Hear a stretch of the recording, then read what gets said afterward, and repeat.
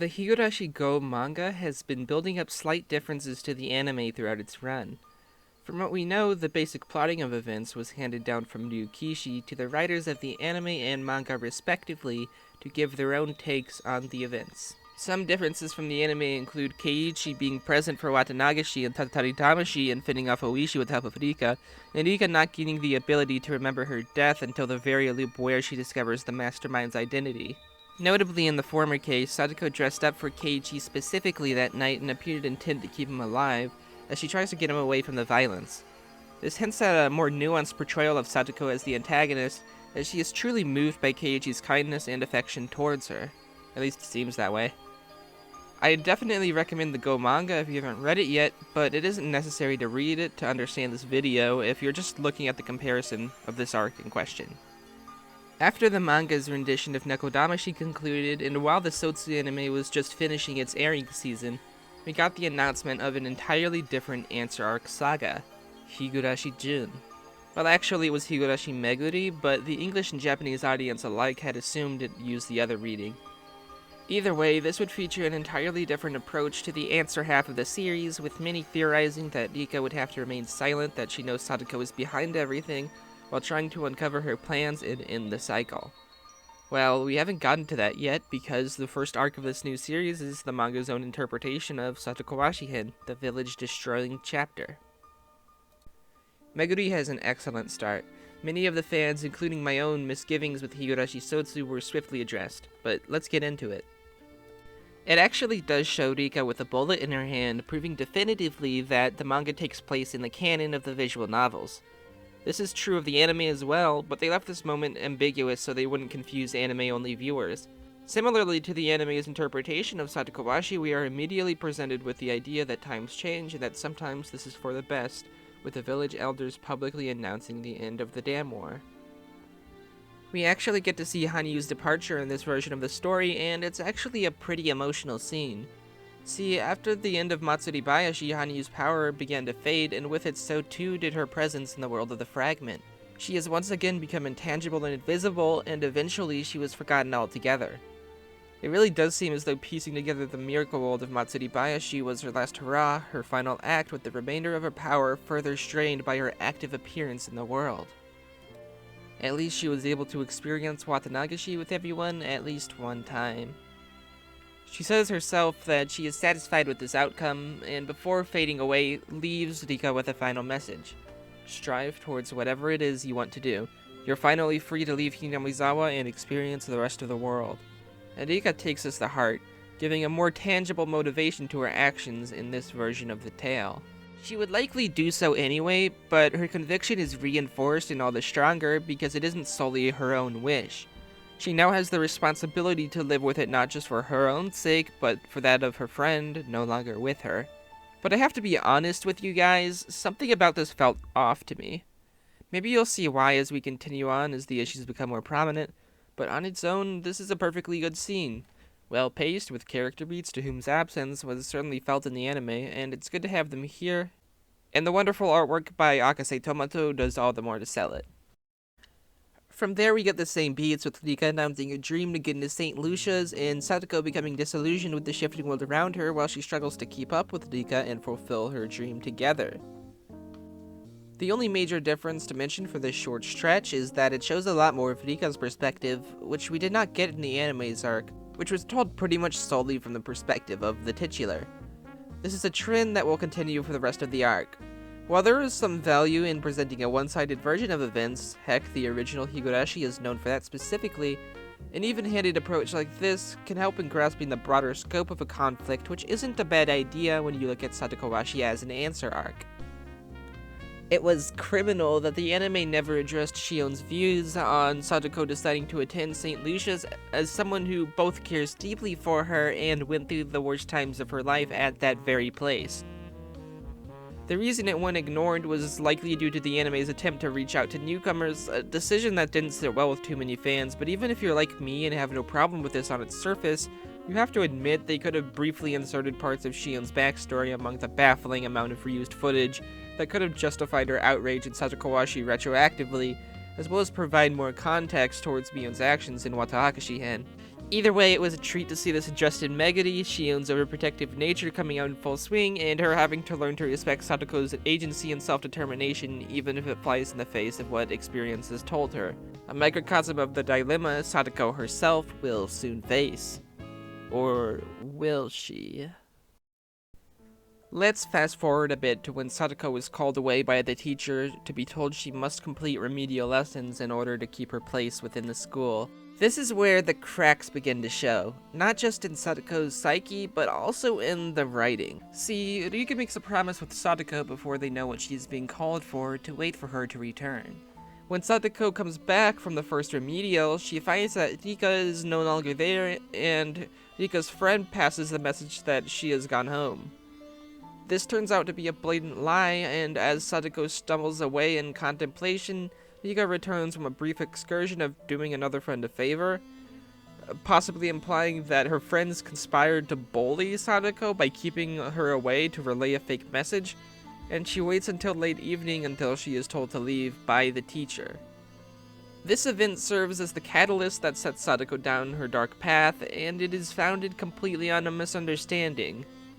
Now, that isn't bad in and of itself. In fact, that was pretty much the basis of all conflict in the original Higurashi story, so it makes sense that it would be utilized here. But here's the thing. In the original, there was a deliberate flaw on the part of the characters affected by Hinamizawa syndrome to not trust in the point of view of the people around them, and this was directly addressed and tackled in the narrative, ultimately crescendoing into a powerful thematic note. Granted, Higurashi Meguri is still in its infancy, and it could develop what has happened here into an interesting point. But personally, I don't see it.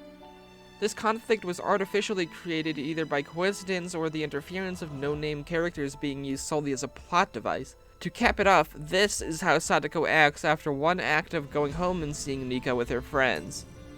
We still have a bit to get through, so I won't dump all my grievances here, but this part of the manga was when the flaws of the adaptation started to become apparent. Let's move on for now. We do get a greater insight into Satokos' plan to remind Rika of the old days with a trap. And in this version of events, she actually ends up hurting Rika herself instead of one of the no-good girls, which is different. I think I prefer the anime's version of this because it shows that outside of Satoko's isolated circle of friends, which was pretty much all she knew up until this point, this new world was significantly less tolerant of her shenanigans. Like the idea that somehow the club members are subject to cartoon physics but others aren't, simultaneously proving Satoko's ignorance and the fruitlessness of her effort to stay in the past, but conversely reinforcing just how out of her element Sadako is in this environment that she only entered for the sake of the Rika she once knew. On the manga end of things, this version makes apparent even more how much Rika does care about Sadako by not being the one to tattle on her even when it is herself who is affected by her actions.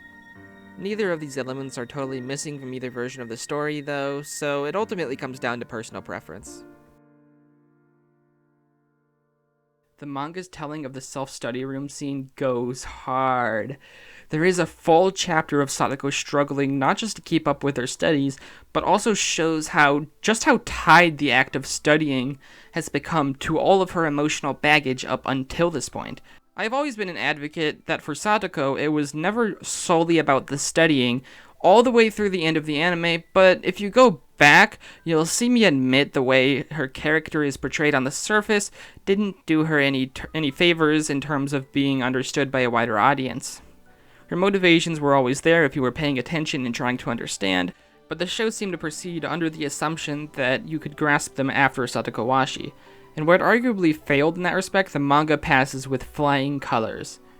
Not to mention this chapter is stunningly beautiful and beautifully paced.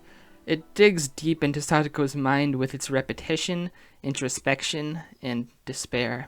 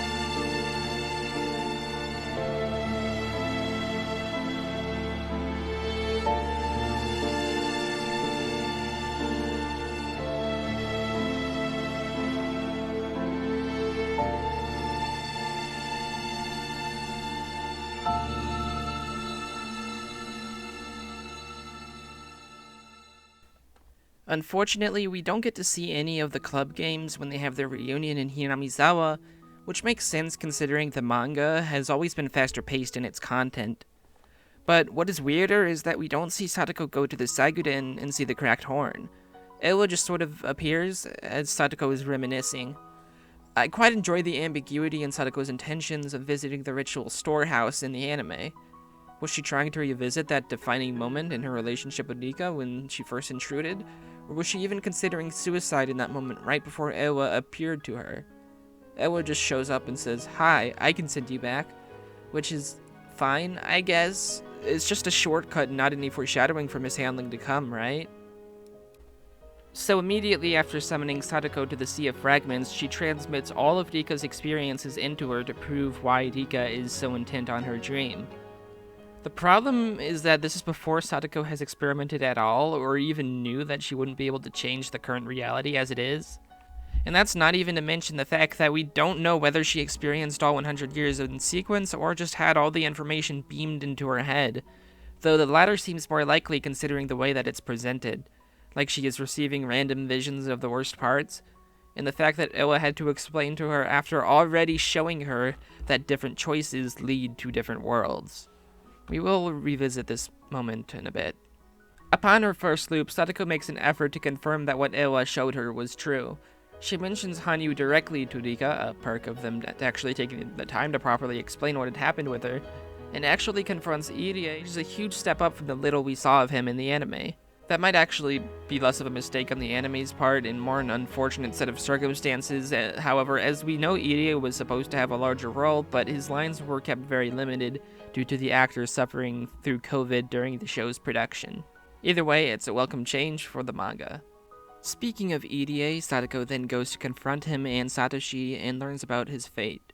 We actually get a touching moment as Sadako sees the teddy bear he bought for her and comes to terms with this outcome. Then something strange happens. Sadako lets Rika go to St. Lucia by herself.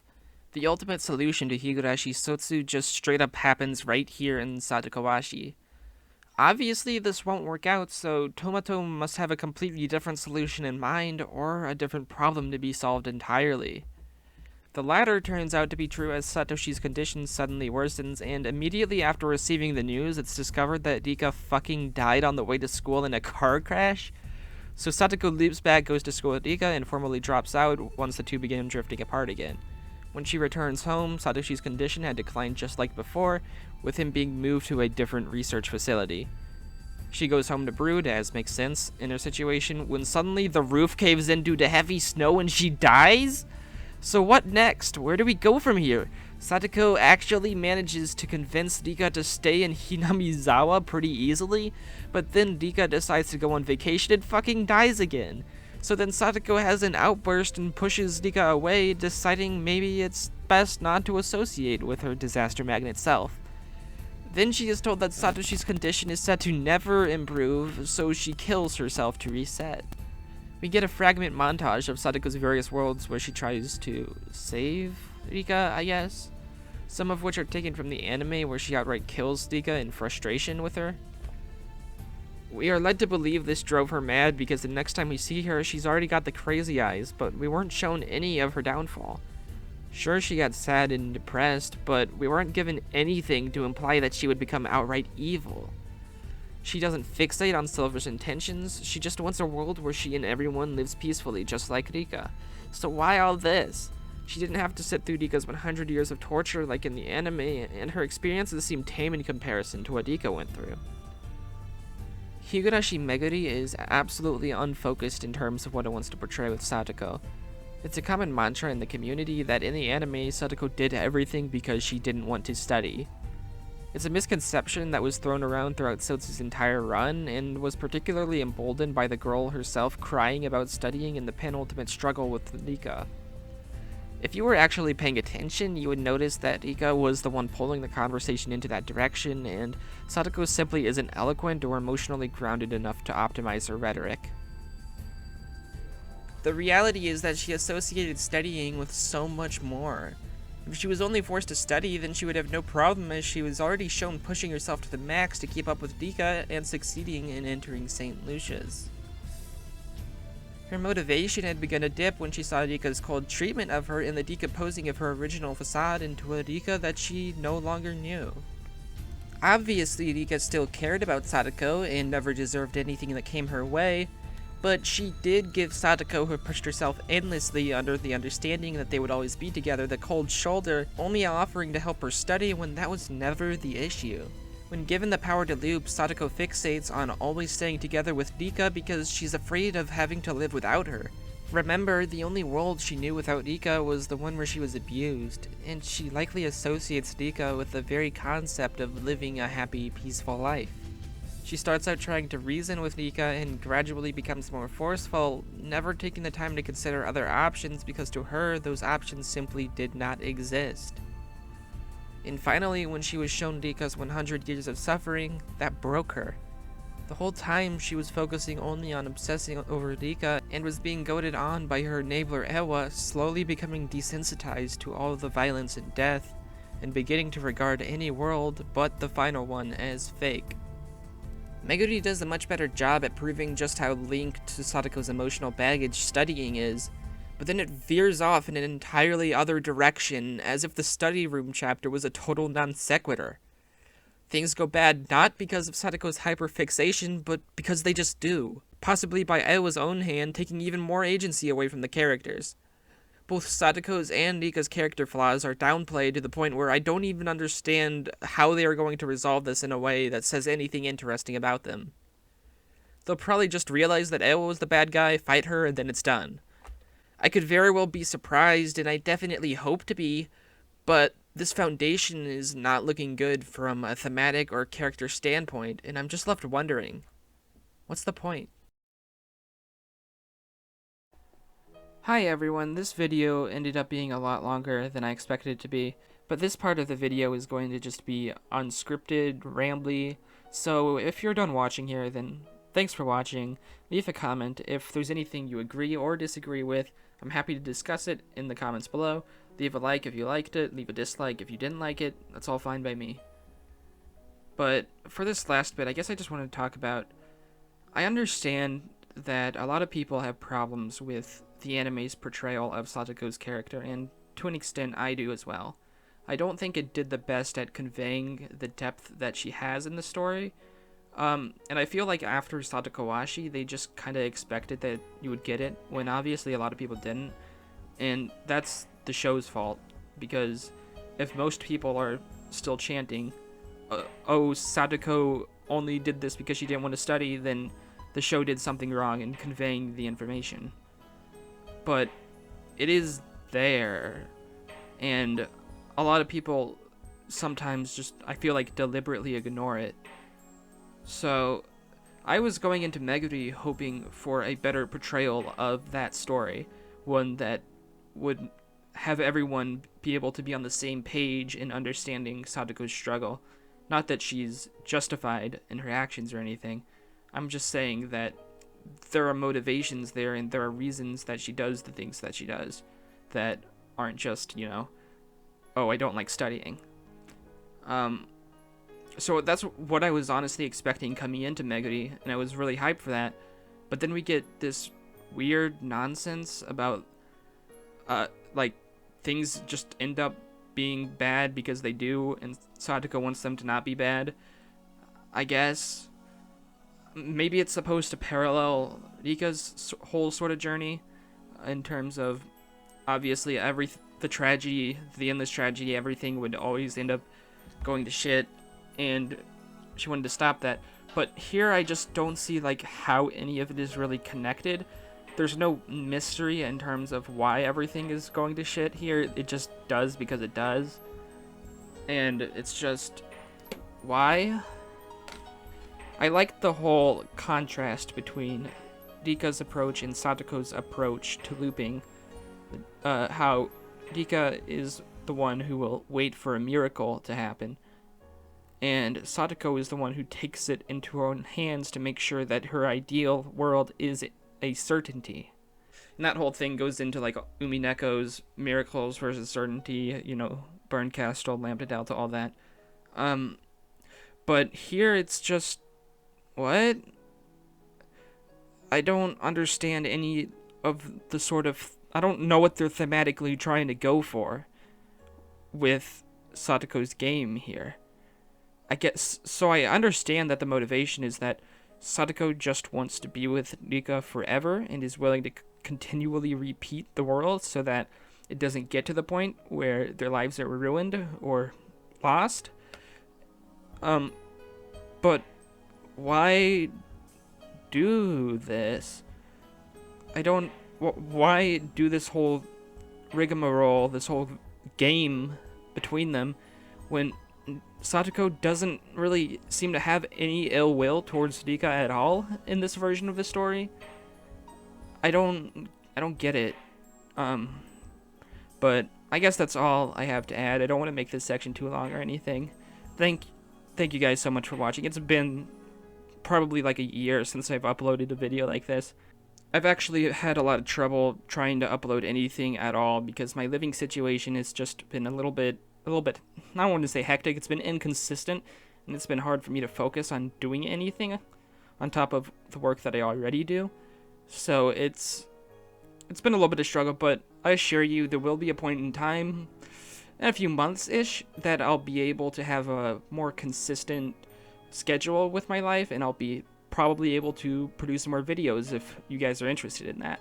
Really appreciate you guys watching to the end of this video. I do intend to spread out to more content than just When They Cry, but it happened to just be easy and I had a lot to say immediately, so I thought I'd just put it out there, and whatever audience I still have from the Higurashi Go and Sotsu videos will appreciate it, I think. So, thank you guys so much for watching. I go by Tasty Nachos, and you go by